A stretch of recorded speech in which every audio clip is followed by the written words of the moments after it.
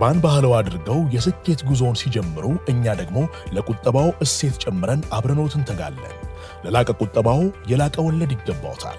የብርሃን ባንክ የላቀ ቁጠባ ሂሳብ ወይም ፕሪሚየም ሴቪንግ አገልግሎት ደንበኞች ቁጠባቸው እየጨመረ ሲሄድ ባንኩ ጠቀም ያለ ወለድ የሚከፍልበት ልዩ የቁጠባ ሂሳብ አይነት ነው። የላቀ ቁጠባ ሂሳብ አገልግሎት ደንበኛ ከሆኑ ሂሳቦን በቼክ ወይም በሂሳብ ደብተር፣ በኤቲኤም ካርድ ወይም በሞባይል ባንኪንግ አገልግሎት ማንቀሳቀስ ይችላሉ። ዛሬውኑ ወደ አቅራቢያ ወደሚገኝ የብርሃን ባንክ ቅርንጫፍ በመሄድ የላቀ ቁጠባ ሂሳብ ከፍተው ብዙ ይቆጥቡ፣ ጠቀም ያለ ወለድ ያገኙ። ብርሃን ባንክ፣ እንደ ስማችን ብርሃን ነው ስራችን። ሌላኛውን ጉዳይ ደግሞ እንመልከት። የማንቸስተር ሲቲን ጉዳይ እናንሳ። ማንቸስተር ሲቲ እንግዲህ ጨዋታ ቀያሪ የሆኑ ዝውውሮችን በጥር የዝውውር መስኮት ማድረግ ችሏል። የጌና የሴሜኒው ጉዳይ እንግዲህ መከላከሉና ማጥቃቱን በሚገባ ያሻሻሉ፣ ለማንቸስተር ሲቲ ውጤት ቀጥተኛ ለውጥ ማምጣት የቻሉ ተጫዋቾች ናቸው። ይህንን ጉዳይ እናንሳው። ምናልባት እነዚህ ተጫዋቾች ባይመጡ ኖሮ የማንቸስተር ሲቲ ይህ አመት ሲዝኑ ምን ሊሆን እንደሚችል መገመትም ከባድ አይመስልም። እናንሳ ይህን ጉዳይ። እንዲያውም ጥሩ ፍሬዚንግ የሚሆነው ሲዝን ቀያሪ ዝውውሮች የሚለው ነው። የማንቸስተር ሲቲን ሁኔታ የቀዩር በጣም ቁልፍ ዝውውሮች ናቸው። እንዲያውም ስለዚህ ለማንሳት ጥሩ ጊዜ ይመስለኛል። በሳምንቱ መጨረሻ አንቷን ሴሜኞ የማሸነፊያ ጎል አስቆጠር። እንግዲህ ኤርሊንግ ሃላንድ ሳይኖር ሲቀር ማንቸስተር ሲቲ እንደሚቸገር ግልጽ ነው አይደለም? በዚህ ውድድር ዘመን እያንዳንዱን ጨዋታ ኤርሊንግ ሃላንድ ተጫውቷል። ከየትኛውም የፕሪሚየር ሊግ ተጫዋች በላይ ብዙ ጎል ያስቆጠረው ተጫዋች እሱ ነው እና እስከ ኖቬምበር መጨረሻ ድረስ በፕሪሚየር ሊግ የሲቲ ቀጥሎ ብዙ ጎል ያስቆጠረው ተጫዋች ማክሲም ኤስቲቭ ነበር። ስለዚህ የሃላንድ ጥገኝነት ነበር፣ ምንም ጥያቄ የለው በጎሎች ቢያንስ። አሁን አንቷን ሴሜኞ መጣና ሃላንድ በሌለበት ጊዜ ሃላንድ የሚያስቆጠረውን አይነት ጎል አስቆጠር። የ9 ቁጥር ሩጫን ያደረገው የሪያን ኤይት-ኖሪ ክሮስ ሲመጣ የጎሉ አፋፍ ላይ ሆኖ እንዲሁ ለእይታ በጣም ቀላል የሚመስል ግን ያቺን አደጋ የማሽተት ችሎታ የሚጠይቅ ትክክለኛው ቦታ ላይ የመገኘትን ክህሎት የሚጠይቅ ጎል አስቆጠረና መጨረሻ ላይ አሸነፉ። በዛች ጎል አሸነፉ። 6 ጎል አስቆጥሯል ምሳ አንቷን ሴሜኞ። ከ6ቱ ጎል 3ቱ የ1-0 ጎሎች ናቸው። ጎሎች ማስቆጠር ብቻ ሳይሆን የጎሎቹ ክብደት እንደዚህ ነው። የ1-0 ጎሎች ነው የሚያስቆጥረው። የጨዋታውን የመክፈቻ ጎል ነው የሚያስቆጥረው። ቡድኑ 3-0 እየመራ 4ኛ ጎል፣ 5-0 እየመራ 6ኛ ጎል ምናምን አይደለም የሚያስቆጥረው።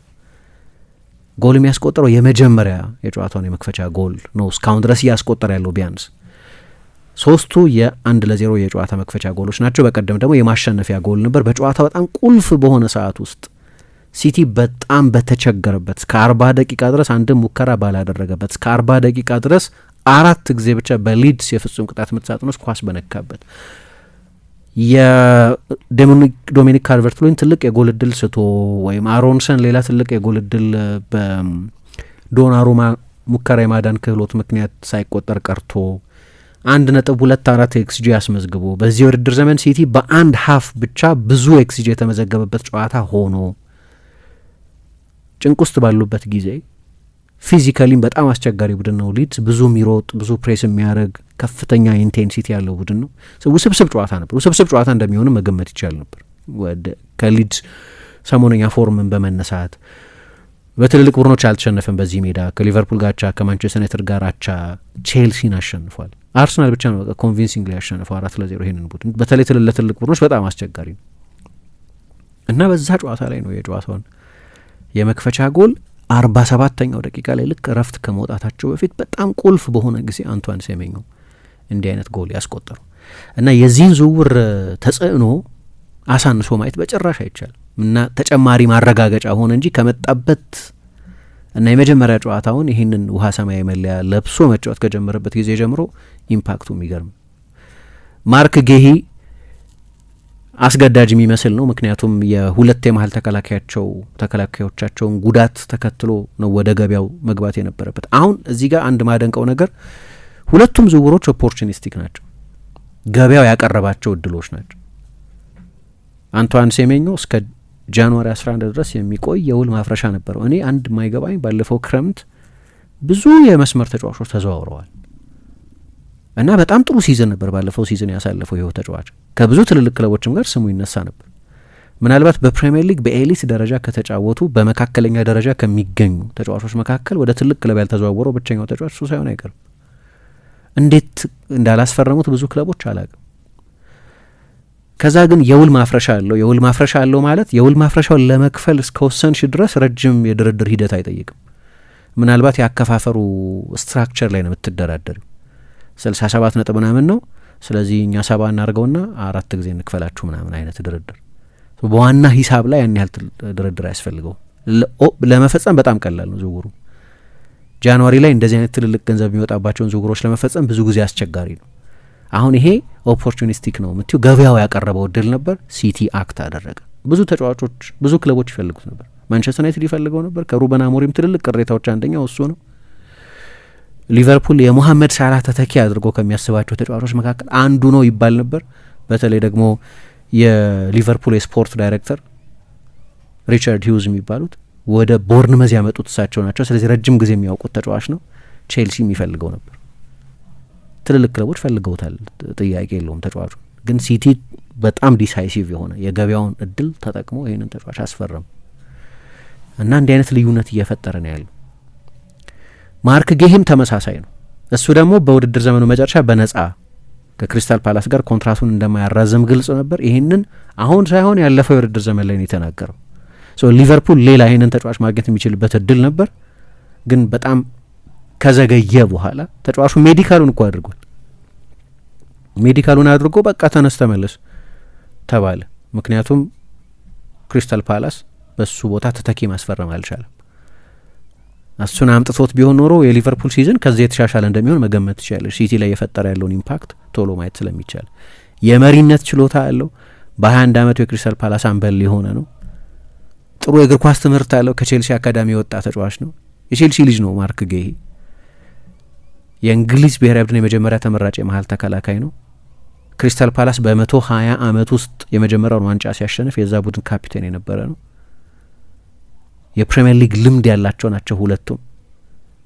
ለጓርዲዮላ የሚሆን ግብአት ያለው ቴክኒካዊ ችሎታ ያለው ተጫዋች ነው እና ለማጠናቀቅም ቀላል የሆነ ዝውውር ነው። ምክንያቱም ፓላስ ከዚህ ተጫዋች ፔኒ ለማግኘት የመጨረሻው እድሉ የነበረው ያለፈው የጃንዋሪ ጊዜ ነው። ካልሆነ የውድድር ዘመኑ መጨረሻ ድረስ አቆይተው በነጻ ማጣት ነው ምርጫቸው የነበረው። ክሪስታል ፓላስ ደግሞ የመውረድ የጎላ ስጋት የለበትም። የአውሮፓ ውድድር የማግኘትም ተስፋ የለውም።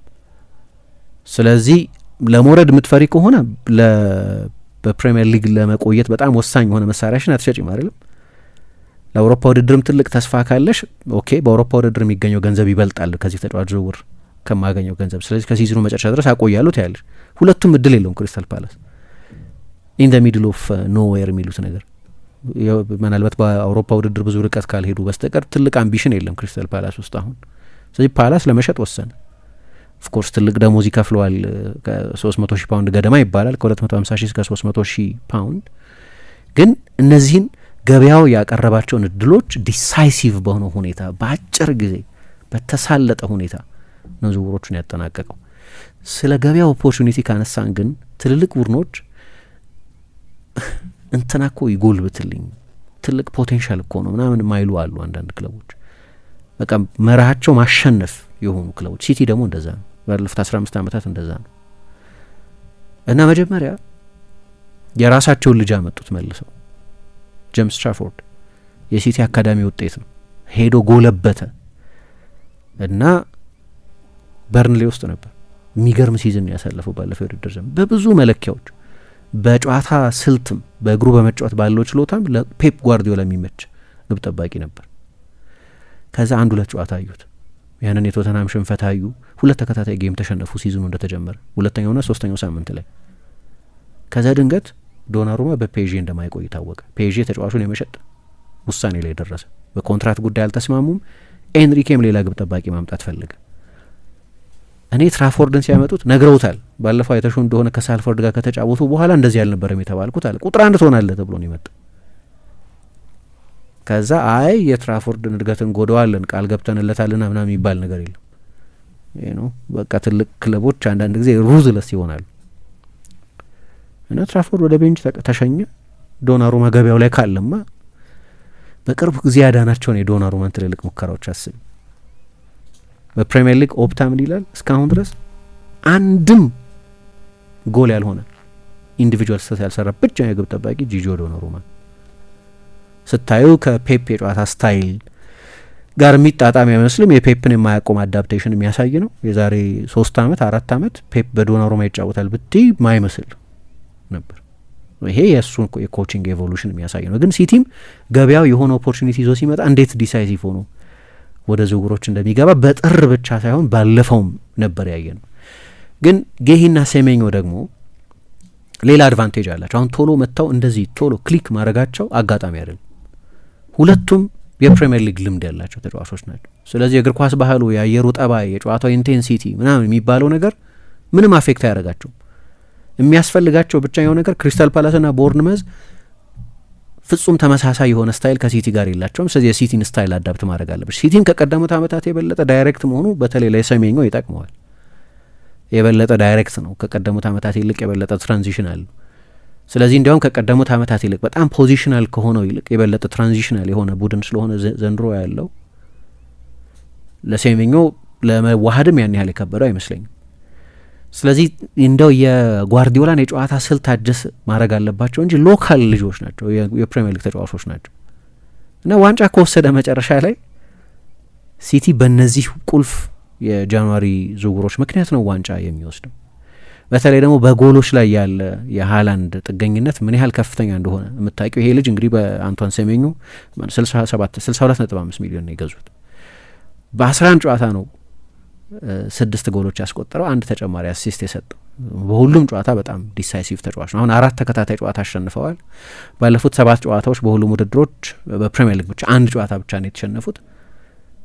ማርክ ጌሂ በተሰለፈባቸው ጨዋታዎች ሲቲ እስካሁን ድረስ አንድም ጨዋታ አልተሸነፈም። ከ9 ጨዋታ 9 አላሸነፍም፣ ግን ሽንፈት የለበትም በመሀል እና ሴሜኞ ደግሞ ጥሩ ፎርም ላይ ያለ ነው። ደግሞ አንዳንድ ሰዎች ለአመቱ ኮከብ ተጫዋችነት አንድ ግልጽ አውትስታንዲንግ ተጫዋች የለም በዚህኛው ሲዝን። ለሆኑ ተጫዋቾች የሆኑ ክርክሮች ማቅረብ ይቻል ይሆን። ለምሳሌ ሲቲ ዋንጫ ከወሰደ ኤርሊንግ ሃላንድ ማለት በጣም ቀላል ነው። ዋናው ጎል አስቆጣሪያቸው እሱ ስለሆነ አርሰናል ሻምፒዮን ከሆነ በአብዛኛው ወደ ራይስ መሄዱ አይቀርም። ግን ምን እያልን ነው? እንደ ቡድኖቹ የወል ስኬት የቡድን ውጤት የሚመሰረት ነው።